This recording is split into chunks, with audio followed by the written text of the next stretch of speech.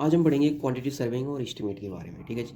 Actually ये दोनों चीज़ें एक ही है, क्वांटिटी सर्विंग, क्वांटिटी और एस्टिमेट दोनों एक ही चीज़ है। ठीक है ना। Then the estimate for any construction work may be defined as the process of calculating the quantities and cost of the various items required for the work. मतलब मैं ये कहूँ कि किसी भी वर्क के लिए कितने मटेरियल की क्वांटिटी लगेगी उस वर्क के लिए और उस मटेरियल की कॉस्ट क्या हुई, इन दोनों चीज़ों को कैलकुलेट करना ही क्या कहलाता है, क्वांटिटी सर्विंग कहलाती है या फिर एस्टिमेट कहलाता है। ठीक है जी। तो बेसिकली क्वांटिटी सर्विंग यही होता है। अब एक चीज़ और कहती है क्या कि various items required for the estimate. अब एस्टिमेट की बात करते हैं। भैया एस्टिमेट करने के लिए किसी ना किसी चीज़ की ज़रूरत तो पड़ेगी। अब डायरेक्टली हम थोड़ी निकाल देंगे भैया कि मतलब ये हमारे सामने प्लॉट दे दिया और प्लॉट दे के हम एस्टिमेट निकालेंगे। प्लॉट दिया अगर किसी ने तो सबसे पहले हम क्या करेंगे, ड्राइंग बनाएंगे या फिर हमें ओनर जो है या फिर जो टेंडर निकाल रहा है वो हमें क्या दे, ड्राइंग दे। ठीक है। या फिर अगर उसने प्लॉट हमें बता दिया तो हम सबसे पहले क्या करेंगे, ड्राइंग बनवाएंगे भाई, by the satisfaction of owner. यानी कि जो ड्राइंग बनी हो उस ड्राइंग से ओनर जो है सेटिस्फेक्शन होना चाहिए। ठीक है ना। तो सबसे पहले हमें ड्राइंग चाहिए होती है एस्टिमेट के लिए। ठीक है ना। अब ड्राइंग से हम डिफरेंट डिफरेंट तरह के जो आइटम्स होते हैं ना, वेरियस आइटम्स होते हैं फॉर द वर्क के लिए, उसे हम कैलकुलेट कर सकते हैं कि मतलब कौन कौन से आइटम्स लगेंगे और इनकी कॉस्ट कितनी होगी वो ड्राइंग के बेसिस पे। ठीक है। दूसरी चीज़ ये कहता है कि स्पेसिफिकेशन होनी चाहिए। स्पेसिफिकेशन मतलब गाइडलाइंस, कि मतलब सपोज करो अगर हमारे पास फंड 10 लाख है तो 10 लाख के दायरे में ही रह के हमें ड्राइंग जो है या फिर वर्क जो हमें काम करना पड़ेगा। अदरवाइज फंड अगर ज़्यादा हुआ तो फिर हमें रीडिज़ाइन करना पड़ेगा भैया ड्राइंग को, क्योंकि उसमें बहुत सारी चीज़ें हमें कम करनी पड़ेंगी। ठीक है। इस स्पेसिफिकेशन का मतलब है, मतलब कि एक गाइडलाइंस होती हैं एक तरह से। फिर डिटेल्स स्पेसिफिकेशन, डिटेल स्पेसिफिकेशन में ये होता है कि हर चीज़ बिल्कुल क्लियर होगी। ठीक है। हमें डोर की साइज कितना लेना है, ब्रिक कितना यूज करना है, प्लास्टर कितना यूज, ये सारी चीज़ें। ठीक है। हालांकि मैं सिविल में बता रहा हूँ कि कंस्ट्रक्शन फील्ड में का मैं बता रहा हूँ। अदरवाइज आप किसी भी फील्ड में हो तो आप उस फील्ड के तरीके से आप उस चीज़ को समझ सकते हो। ठीक है ना। तो इस चीज़ मतलब डिटेल स्पेसिफिकेशन का मतलब ये होता है, मतलब हर चीज़ डिटेल में रिटर्न होगी, हर चीज़। ठीक है ना। फिर उसके बाद आता है रेट्स। अब रेट्स भैया एक विटल फैक्टर है। ठीक है ना। क्वांटिटी सर्विंग या फिर एस्टिमेट में एक विटल फैक्टर है। ठीक है ना जी। और इसके बिना कोई काम हो ही नहीं सकता है। क्योंकि इसमें ना रेट्स एक्चुअली हर आइटम्स के बारे में पता होनी चाहिए। हर आइटम्स का रेट जो है, चाहे वो मार्केट लेवल पे हम बात करें, चाहे हम ऑफिस में बैठ के बात कर रहे हैं भैया, फिर भी हमें मार्केट का पता होना चाहिए कि हाँ मार्केट में इस बार का रेट इतना चल रहा है। ठीक है ना। तो इस क्वांटिटी सर्विंग हो गया। ठीक है। Various items required for the estimation. Okay. Then उसके बाद हम पढ़ते हैं भैया पर्पज ऑफ द एस्टिमेट। ठीक है जी। Estimation, purpose of the estimation. अभी एस्टिमेशन क्या कहता है, मतलब पर्पज ऑफ एस्टिमेशन क्या कहता है। ये कहता है कि to ascertain the necessary amount of money required by the owner to the complete proposed work.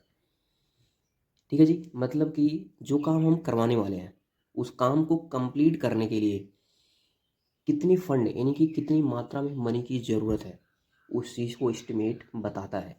ठीक है। और एस्टिमेट कैसे बताता है कि सपोज करो कोई प्रोजेक्ट हमारे पास, कोई टेंडर आया हमारे पास, ठीक है ना, ड्राइंग आई, तो देन हमने ड्राइंग के बेसिस पे क्या करें, सारा एस्टिमेट निकाल लिया। सारा एस्टिमेट निकालने के बाद हमें पता चला कि भैया इस टेंडर में या इस प्रोजेक्ट में 10 करोड़ का, ठीक है ना, यानी 10 CR का लागत है इसमें, तो इतना हमें यूज करना पड़ेगा। तो मतलब एस्टिमेट की हेल्प से हम क्या करते हैं, निकाल लेते हैं कि उसकी जो एक्चुअली वैल्यू है, सारा चीज़ मिला के मटेरियल वगैरह जो भी वर्कर वगैरह सारी चीज़ें निकाल के हमने दिया भी है कि 10 करोड़ इसका CR होगा। ठीक है ना। 10 करोड़ लगेंगे इसमें। ओके। देन सेकेंड पॉइंट ये कहता है कि ascertain quantity of materials required to program their timely procurement. ठीक है जी। मतलब एस्टिमेट ये भी बताता है कि कि किसी भी प्रोजेक्ट में, किसी भी प्रोजेक्ट में सबसे बड़ा मेन इम्पैक्ट क्या होता है, टाइम का। ठीक है ना। यानी कि अगर आपने थोड़ा सा मतलब अगर आपने रिलैक्सेशन किया किसी भी प्रोजेक्ट में तो उसका टाइम इंक्रीज हो जाएगा, और अगर टाइम इंक्रीज हो गया तो उसकी सारी चीज़ बढ़ती चली जाएंगी, उसका कॉस्ट भी और मटेरियल वगैरह सारी चीज़ें बढ़ती चली जाएंगी। ठीक है ना। क्योंकि सारी चीज़ें जो है टाइम पे डिपेंड करती है। तो किसी भी प्रोजेक्ट को कंप्लीट करने के लिए कितने मात्रा में मटेरियल की ज़रूरत पड़ती है, क्वांटिटी ऑफ मटेरियल, ठीक है, रिक्वायर्ड। तो ये भी चीज़ हमें किससे पता चलता है, एस्टिमेट से पता चलता है। एज सर्टेन पता लगाना, ठीक है ना, एज सर्टेन पता लगाना quantity of material required for the program, their timely procurement. Okay, then फिर उसके बाद आता है थर्ड पॉइंट, ये कहता है कि calculate the number of the worker, ठीक है ना, that are to be the employed to the complete work within scheduled time of the completion, ठीक है ना। यानी कि प्रोजेक्ट को कंप्लीट टाइमली, टाइम के अकॉर्डिंग, जो मतलब टेंडर में जो टाइम लिखा है कि भैया अगर हमें 10 मई को ये प्रोजेक्ट कंप्लीट चाहिए होगा, तो उस टाइम के अकॉर्डिंग उस टाइम तक कितने वर्कर की ज़रूरत पड़ेगी, ये भी हमें क्या बताएगा, एस्टिमेट ही बताएगा, ठीक है जी। देन उसके बाद आता है fourth point, draw of a construction schedule and tender programme, schedule and programme, ठीक है ना। अब एस्टिमेट सारी चीज़ें निकालने के बाद, अभी ऊपर की जितनी भी क्लियर हो गई हैं सारी, तो उसके बाद हमारे हाथ में जब टेंडर आया तो हमने क्या किया, उस प्रोजेक्ट को कंप्लीट करवाने के लिए या फिर करने के लिए हमने अपनी तरफ से, जब उसे कॉन्ट्रैक्टर लेता है, जब ठेकेदार वगैरह को देता है, तो क्या करता है कि भैया उस चीज़ को कंप्लीट करने के लिए या फिर उस चीज़ को प्रोसीड करने के लिए ना, अपने लेवल का क्या करता है वो, एक शेड्यूल प्रिपेयर्ड करता है, ठीक है ना, ताकि उस शेड्यूल के हिसाब से हम काम करवा सकें, कोई भी कंपनी अगर लेती है। ओके, देन फिफ्थ पॉइंट ये कहता है कि justify the investment from the benefit and cost ratio, ठीक है। अब एस्टिमेशन क्या करता है, ये जस्टिफाइड कर देता है कि हमें इस प्रोजेक्ट में, ऑनर के थ्रू, कि इस प्रोजेक्ट में कितना जो है इन्वेस्टमेंट करना है और कितना उससे प्रॉफिट होगा, इन दोनों चीज़ों को क्या कर देगा, वो जस्टिफाई कर देगा। अगर उसमें इसमें कॉस्ट कितनी लगेगी और उसका बेनिफिट कितना होगा और उसमें इन्वेस्टमेंट कितना करना है ओवरऑल मिला के, तो ये सारी चीज़ें क्या करता है, एस्टिमेट ही जस्टिफाइड करता है, ठीक है ना। देन उसके बाद छठे पॉइंट पे आते हैं, invite tenders and prepared bill for the payment. अब एस्टिमेट के थ्रू आप ध्यान रखना, अगर कोई टेंडर इन्वाइट हो रहा है ना, चाहे वो गवर्नमेंट हो चाहे वो पब्लिक सेक्टर में हो, तो दोनों चीज़ में क्या की जाती है, सबसे पहले कोई प्रोजेक्ट अगर हमारे पास है तो उसकी सबसे पहले ड्राइंग बनवाई जाती है। ड्राइंग बनवा के उसका एस्टिमेशन निकलवाया जाता है। एस्टिमेशन निकलवा के फिर हमें पता चलता है कि उसका भैया 10 CR है, जो मतलब लागत है ना, ये मतलब 10 CR में ये बन के तैयार हो जाएगा। तो गवर्नमेंट क्या करती है, तब टेंडर निकालती है, ठीक है ना। और देन इसमें क्या करता है कि इनवाइट टेंडर तो हो गया भाई, ठीक है जी। और एक prepared bill for the payment, prepared bill for the payment का मतलब ये है ना, जैसे समझ लो कोई कंपनी ने उस टेंडर को लिया है, तो टेंडर लेने का मतलब ये है ना कि जैसे आपने टेंडर ले लिया और काम स्टार्ट किया, आपने कुछ काम किया, फिर उसके बाद आपने शो करना है, दिखाना कि हाँ हमने इतना काम कर दिया है, देन हमें प्रिपेयर्ड बिल करनी है, देन उसके बाद हमें क्या, अलॉटमेंट फंड मिलता है, ठीक है ना। देन उसके बाद सेवन्थ ये कहता है कि भैया an estimation for an existing property is required for valuation. अब सपोज करो कोई टेंडर कंप्लीट हो, मतलब कोई प्रोजेक्ट कंप्लीट हो गया है, अब हमें कोई दूसरा बंदा आ रहा है कि मतलब यार नहीं मुझे इस बिल्डिंग को खरीदना है यार, तो उसकी एक्चुअली जो वैल्यू होगी ना, वो उसे कैसे पता चलेगी भैया, ठीक है ना। वो भी क्या करती है, एस्टिमेशन ही डिसाइड करती है कि भैया इस पूरी बिल्डिंग की या फिर इस पूरे घर का जो एक्चुअली वैल्यू है ना, वो चीज़ डिसाइड क्या करता है, एक्चुअली वैल्यू, और देन एस्टिमेशन ही डिसाइड करता है। देन उसके बाद आता है क्या भैया, ninth number, to decide the quantity of material and to be required so that it can be proceed for the work. अब सारी चीज़ें इससे क्लियर हो जाती है कि कितनी मात्रा में हमें मटेरियल चाहिए होता है, और देन उसके बाद हम it can be proceed for the work, काम को स्टार्ट करवा देते हैं, ठीक है जी। देन उसके बाद आता है प्रिंसिपल। प्रिंसिपल का मतलब है सिद्धांत, इसका सिद्धांत क्या है, ठीक है जी। अब एस्टिमेट अगर जो हमने डिसीजन लिया है उसके रिलेवेंट में डिटेल के लेवल को शो करता है, ठीक है ना।